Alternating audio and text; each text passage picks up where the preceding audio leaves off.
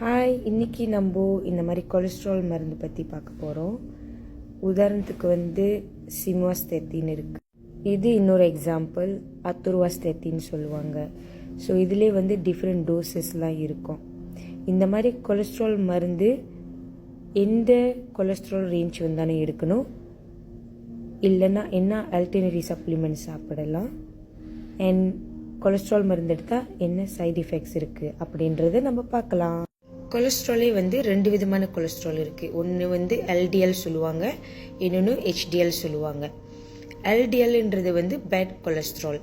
இது நார்மலாக நீங்கள் பிளட் டெஸ்ட் பண்ணுறப்போ மோர் தென் 3.5 இருக்குதுன்னா ரொம்ப அதிகமாக இருக்குதுன்னு அர்த்தம். ஏன் அது பேட் கொலஸ்ட்ரால்னா, இது கூட இருக்குதுன்னா நீங்கள் சாப்பிட்ற சாப்பாடில் உள்ள அதிகமான கொலஸ்ட்ரால் போயிட்டு உங்களோட ரத்த குழாயை அடைக்கிறதுக்கான சான்ஸ் அதிகமாக இருக்கும்.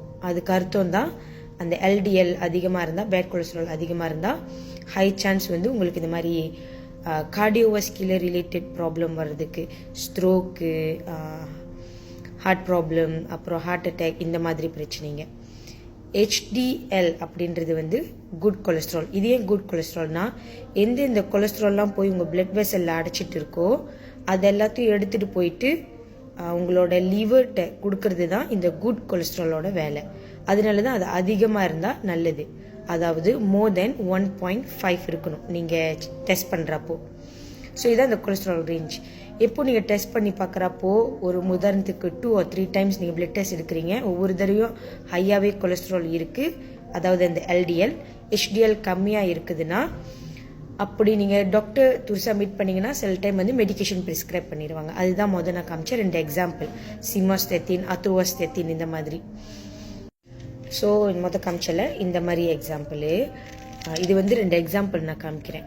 அப்படி ரொம்ப கொலஸ்ட்ரால் ஹையாக இருக்குன்னு ஹாஸ்பிட்டலில் இந்த மருந்து ப்ரிஸ்கிரைப் பண்ணிட்டாங்கன்னா நீங்கள் எடுத்தே தான் ஆகணும். எடுத்துட்டிங்கன்னா சும்மா டக்குன்னு நடுவில் நிப்பாட்டிட்டு இப்படிலாம் பண்ணக்கூடாது.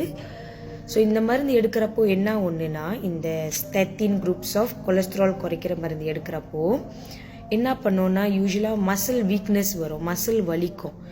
எதுனாலன்னா, இந்த மருந்து கொலஸ்ட்ரால் குறைக்கிறதுல அது நம்ம உடம்புல இருக்கிற ஒரு என்சைமையும் சேர்த்து குறைச்சிடும்.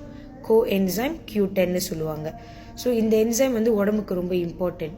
இந்த என்சைம் குறையிறனாலேயே நம்மளுக்கு மசில் வீக்னஸ், உடம்பு சோர்வு, டயர்ட்னஸ்லாம் வரும்.